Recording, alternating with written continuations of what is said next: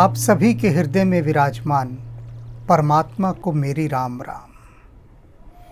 भगवान शिव सती के वियोग में पूरी धरती पर घूम रहे हैं और अपने उस वियोग का दुख दूर करने के लिए उन्होंने भगवान श्री राम का सुमिरन आरंभ कर दिया है। वे हर समय भगवान राम के ही ध्यान में रहते हैं।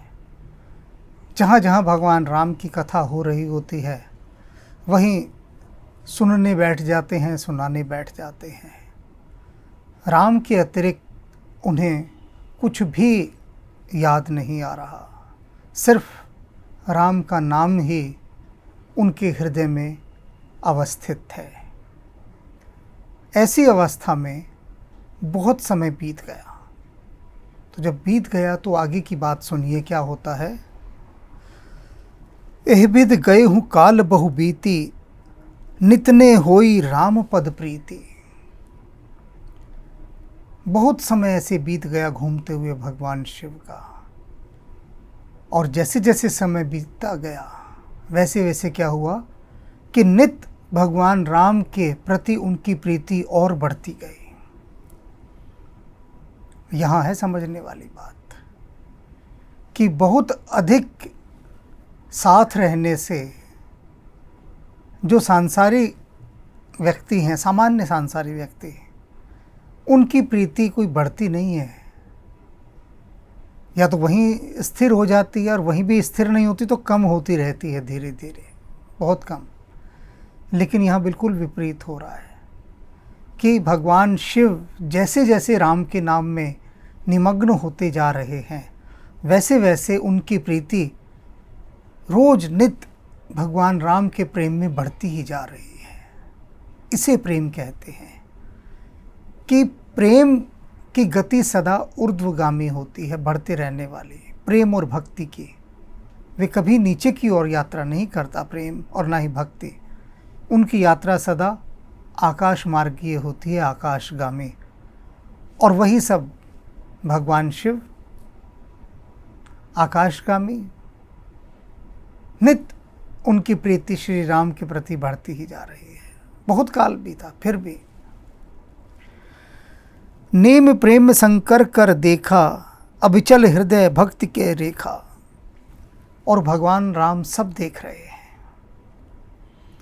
सब देख रहे हैं कि भगवान शिव किस प्रकार से नियम, व्रत और कठोर साधना करते हुए उनका नाम निरंतर ले रहे हैं और अटल रेखा उनके हृदय पर उनके नाम की खींची हुई है जिसे कोई मिटा नहीं सकता। ये सब भगवान श्री राम देख रहे हैं।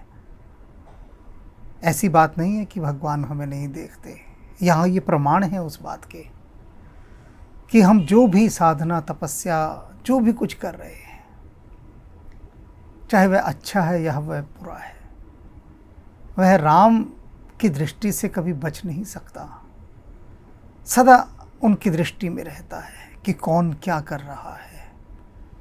और भगवान राम ने देखा कि भगवान शिव किस प्रकार से अटल होकर नियम, व्रत और कठोर साधनाओं के साथ निरंतर अपने वियोग को भूलकर केवल राम का नाम अर्थात उनका ही नाम जप रहे हैं।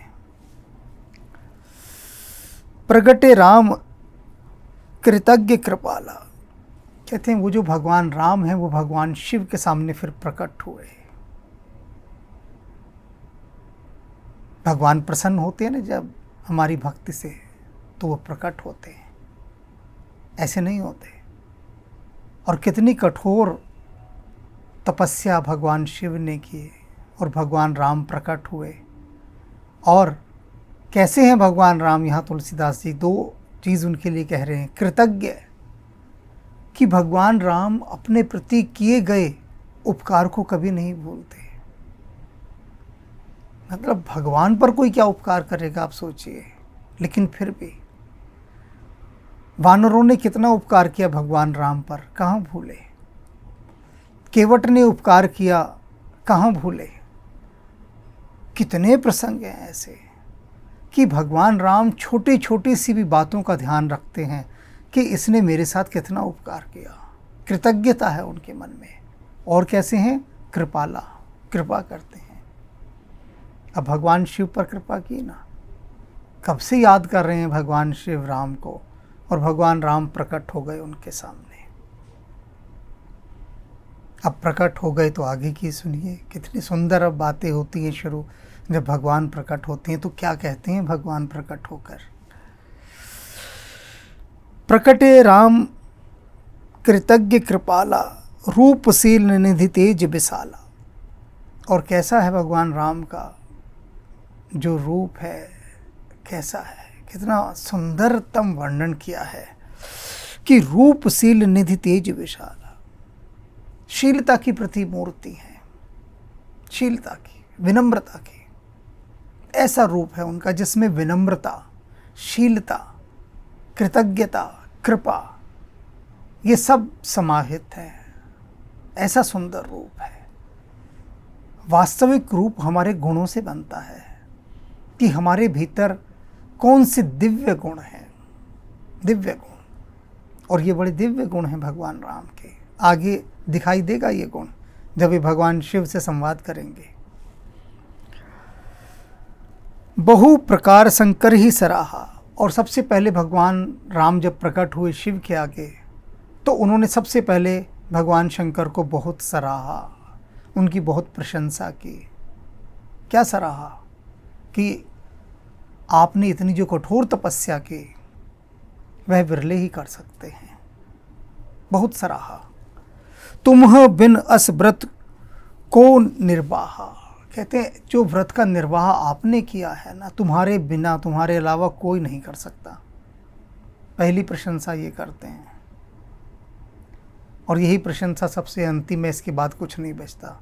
कि जो कठोर तपस्या इतने युगों तक भ्रमण करते करते आप सिर्फ मेरा ही नाम लेते रहे, कहीं अन्यत्र आपने कुछ नहीं देखा। ऐसी अटल रेखा भक्ति की, सुमिरन की,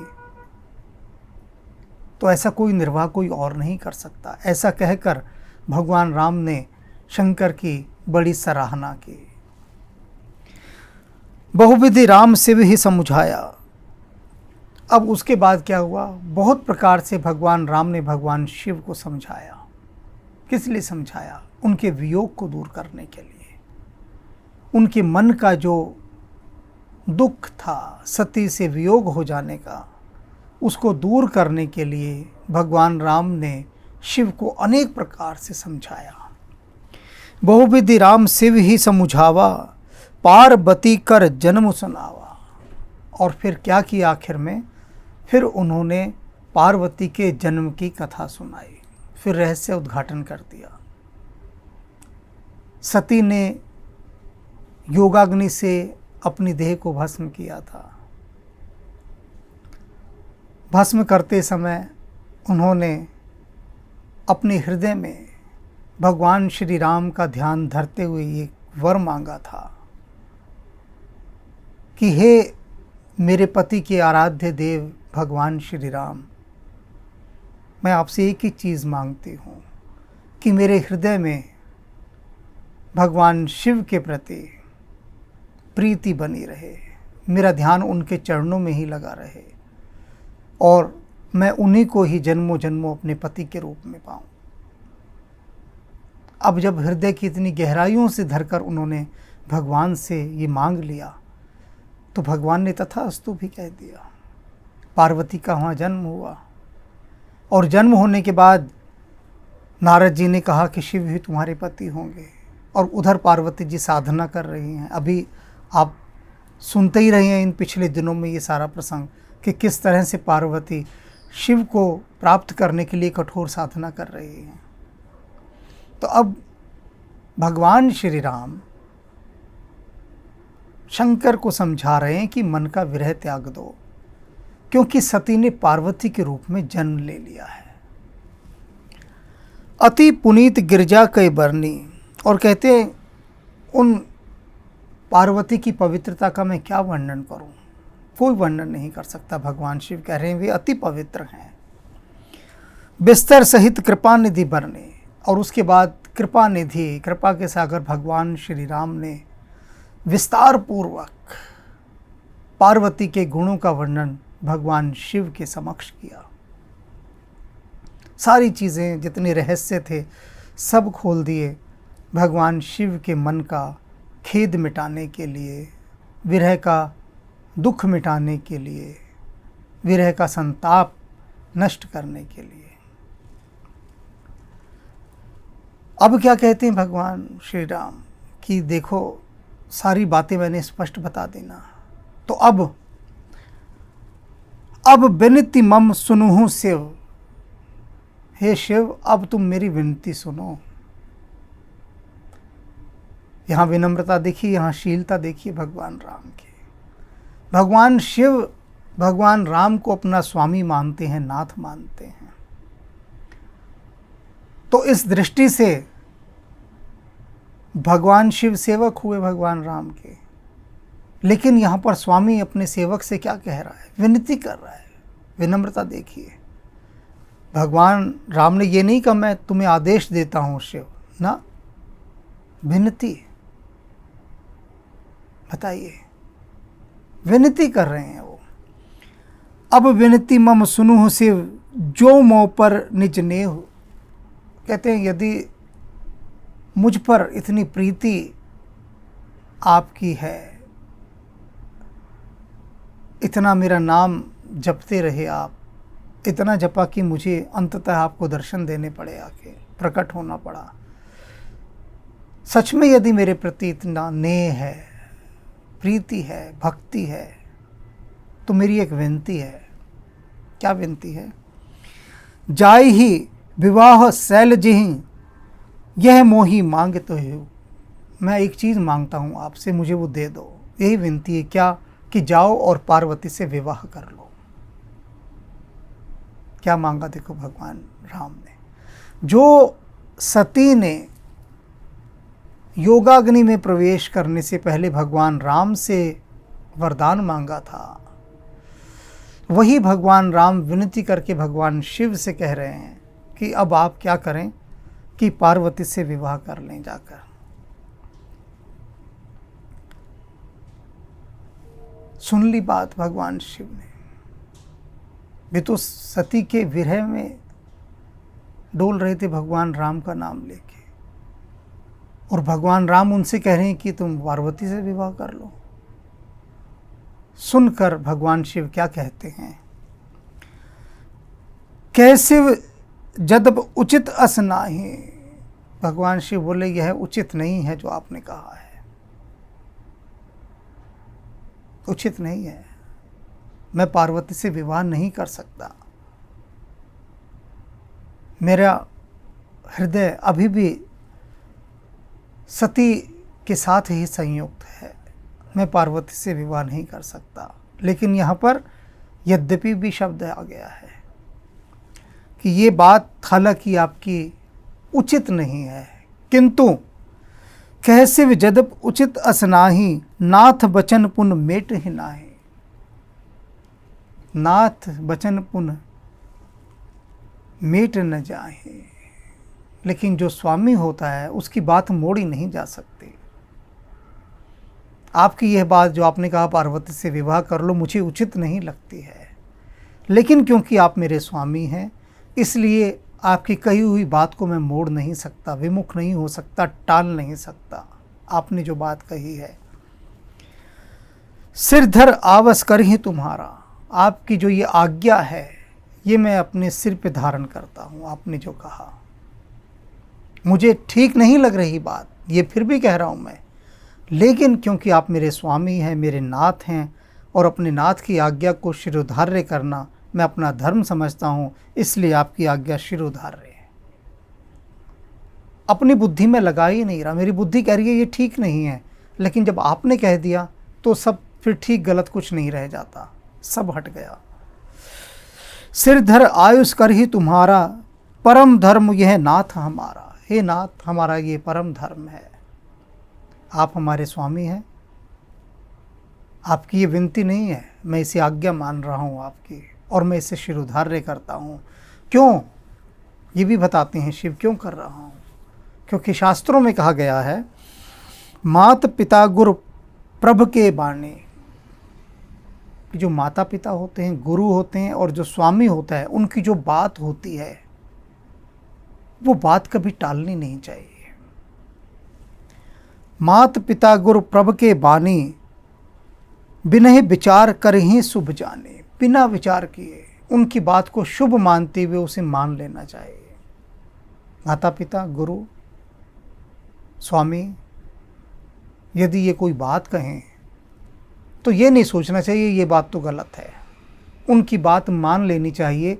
ऐसा शास्त्रों में कहा गया है। भगवान शिव भगवान श्री राम से कह रहे हैं तो आपकी बात मैं मान लेता हूँ। और शास्त्रों में ऐसा क्यों कहा गया है, देखिए भी प्रश्न है। क्योंकि वर्तमान पीढ़ी के अनेक बच्चे ये कहते सुनते गए हैं अपने माता पिता को अंग्रेजी में, it is my personal life, who are you. वे यदि कोई सुझाव भी देते हैं अपने बच्चे को कि बेटा ऐसे नहीं ऐसे कर लो, तो कहते मेरी प्राइवेसी को आप क्यों डिस्टर्ब कर रहे हैं। अब ये शब्द आ गए हैं, प्राइवेसी, पर्सनल लाइफ। अब ये जो शास्त्रों वाली बात जो भगवान शिव कह रहे हैं, ये विरले ही कहीं देखने में आती है, विरले।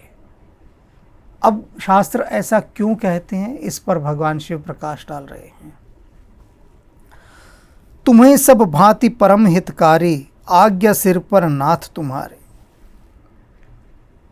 कह रहे हैं कि आप, हे भगवान श्री राम, आप मेरे लिए सबसे अधिक हितकारी हैं, इसलिए हे नाथ आपकी आज्ञा में शिरोधार्य करता हूँ। क्योंकि माता पिता, गुरु और स्वामी ये सब अपने अधीन लोगों का हित चाहते हैं, उनके शुभ चिंतक होते हैं।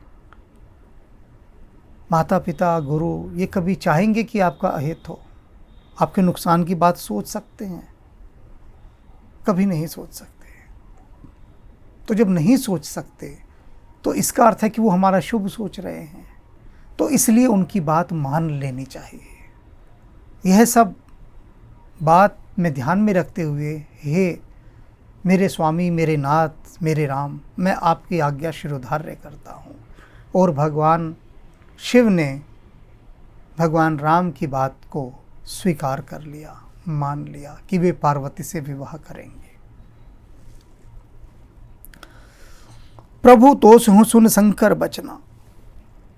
भगवान राम बड़े संतुष्ट हुए शंकर की यह बात सुनकर कि उन्होंने उनकी बात रख ली, परम संतुष्ट हुए। भक्ति विवेक धर्म जुत रचना। और भगवान शिव का जो कहना था वो भक्ति और धर्म के अनुकूल था। उनके जो वचन थे भगवान शिव के, उन्होंने भगवान श्री राम को परम संतुष्ट किया। कह प्रभु हर तुम्हार पन रहे हूँ, अब उर राख्यूं जो हम कहे हूँ।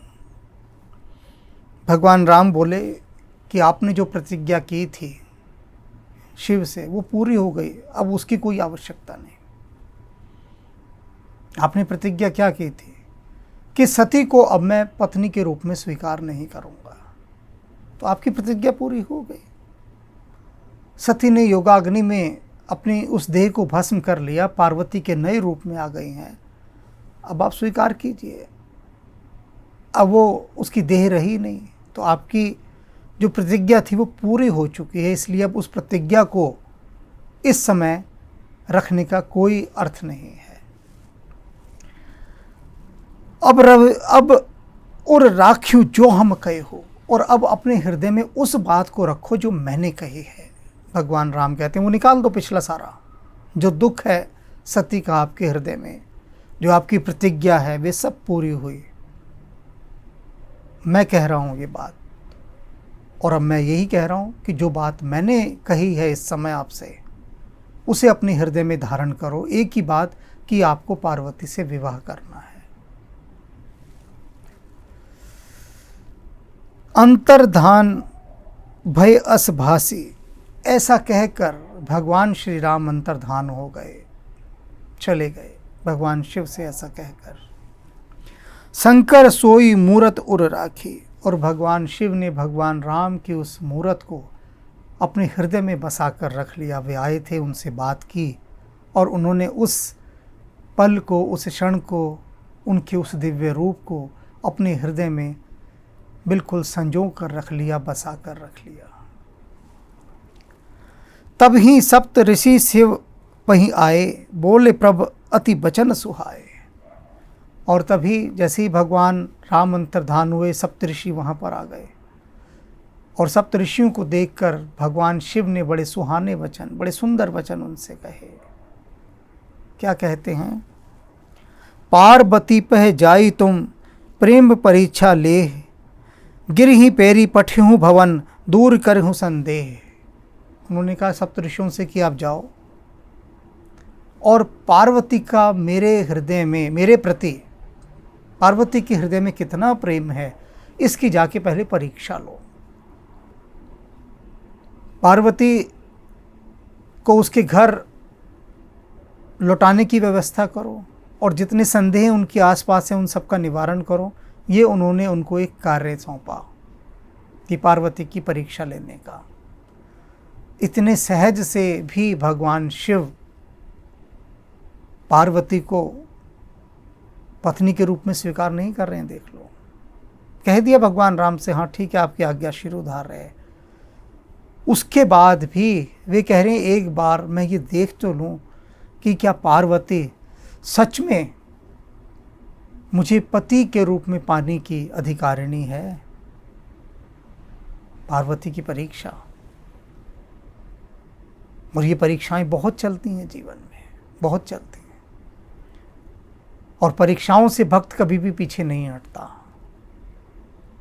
क्योंकि वो तो अपनी मस्ती में जी रहा होता है, उसे पता भी नहीं होता कि उसकी परीक्षा हो रही है और वो परीक्षा में उत्तीर्ण भी होता हुआ चला जाता है। उसे पता ही नहीं लगता कि ये परीक्षा ली जा रही है, क्योंकि वो तो अपनी धुन में होता है, अपनी मौज में, अपनी ही रौ में। तो अब सप्तऋषि जाएंगे पार्वती को वापस लौटाने के लिए। भवन में जाए, पार्वती अपने घर जाए। ऋषि गौरी देखी तह कैसी, मूर्ति मंत तपस्या जैसी। कहते ऋषियों ने जाके जब पार्वती को देखा तो देखकर तो वो आश्चर्यचकित रह गए, क्योंकि पार्वती कैसी थी, जैसे तपस्या कोई मूर्तिमंत मूर्ति होकर उपस्थित हो गई हो। तपस्या को यदि किसी प्रतिमा में दिखाना हो तो वह पार्वती की प्रतिमा है। तो उन्होंने पार्वती को देखा तो लगा ये पार्वती थोड़ी ना है, तो तपस्या की कोई मूर्ति है, जीवंत प्रतिमा। बोले मुनि सन शैल कुमारी। क्या बोले मुनि? सुन शैल कुमारी, हे गिरिजा, हे शैलपुत्री, हमारी बात सुनो। करहूँ कवन कारण तप भारी। तुम किस कारण से इतनी बड़ी तपस्या कर रही हो, ये हमें बताओ।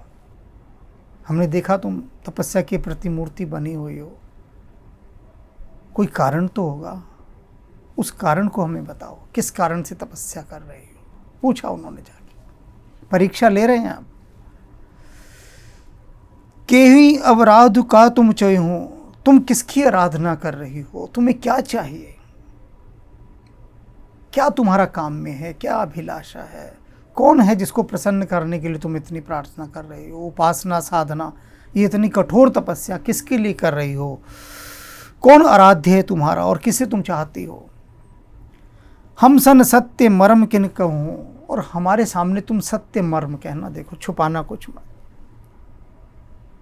हमसे क्या छुपाओगे, तो जो तुम्हारे मन में है ना, उस मर्म को हमें सच सच बता दो कि तुम किसके लिए इतनी साधना और तपस्या कर रही हो।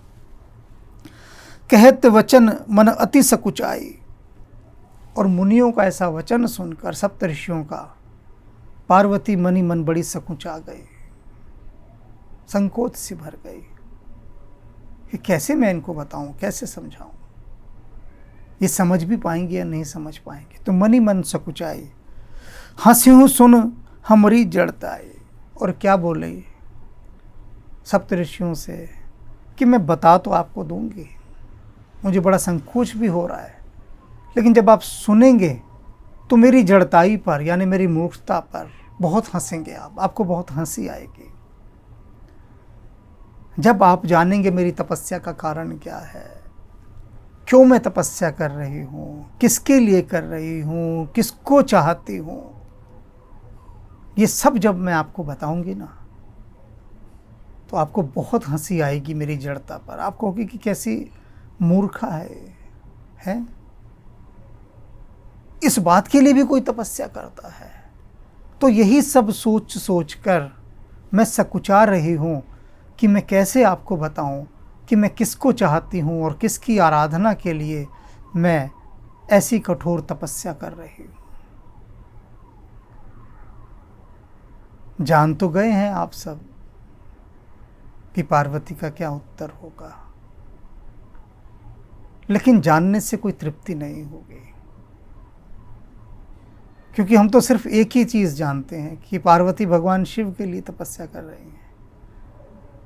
लेकिन अब पार्वती जिस ढंग से उनको बताएंगी कि मैं किसके लिए तपस्या कर रही हूँ, और जिस ढब से सप्तऋषि परीक्षा लेंगे, वह है असली लीला देखने समझने वाले और रसलीन होने वाले। तो देखते हैं हम कि पार्वती किस प्रकार से सप्तऋषियों को बताती हैं कि वे किसे चाहती हैं और किसके लिए इतना कठोर तप कर रही हैं।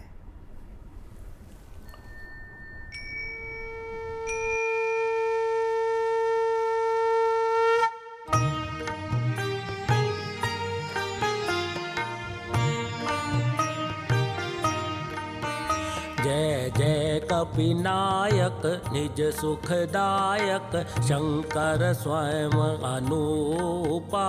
जय भक्ति विकासक दुर्गुण नाशक सच्चिदानंद स्वरूपा। जय पवन कुमारा परम उदारा केसरी कुंवर स्वरूपा। जय अंजनी नंदन सुर मुनि रंजन दुख भंजन सुख रूपा। दुख भंजन सुख रूपा।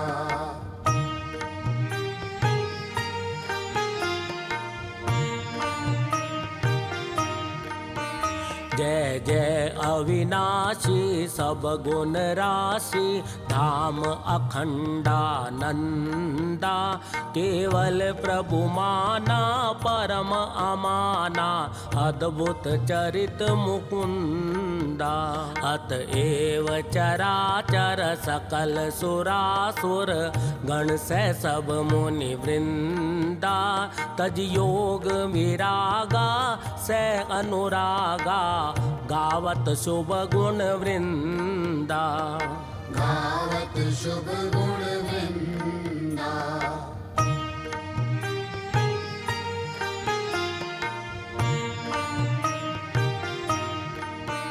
जय उदधि उल्लंघक सिय दुख भंजक अक्षय शय हनुमंता।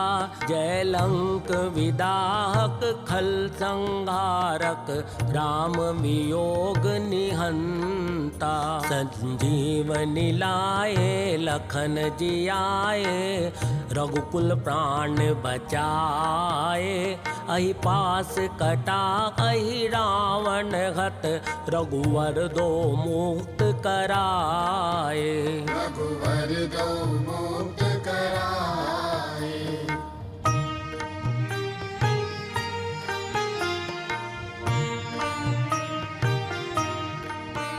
सनकादित सारद शेष विशारद तब बल को नहीं जाना।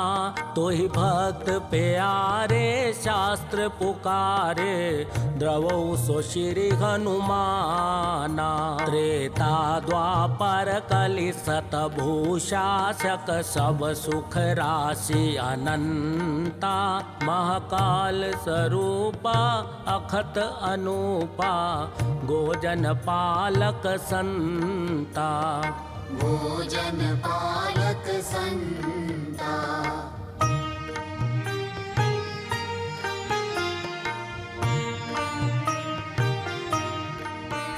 गुण दोष अवस्था त्रैगोतीता माया रहित स्वरूपा बालैक ब्रह्मचारी असुरारी स्वरण शैल समरूपा त्रिपुरारी खरारी शिव अवतारी सर्वसिद्धि निधि पुंजा बलवेक पराक्रम मति गुण आदिक नमत तोर पद कंजा नमत तोर पद कंजा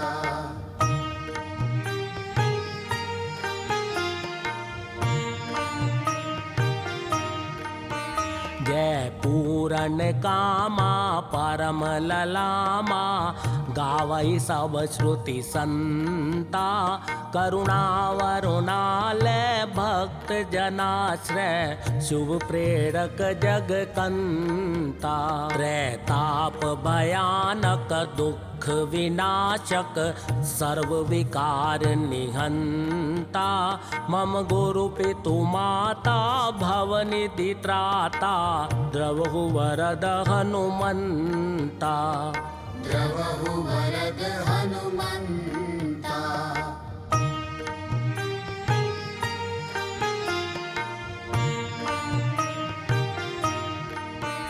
जय मंगल मूर्ति राम अयन जय सद्गुण सन्मति भक्ति सदन जय ब्रह्म विचार प्रसार करण कुविचार कलेश कलाप हरण जय सर्व प्रपंच प्रशूल समन जय जीवन सारथि सत्य शरण जय संकट मोचन राम रमण अभिनंदन वंदन कोटि नमन अभिनंदन वंदन कोटि नमन अभिनंदन वंदन कोटि नमन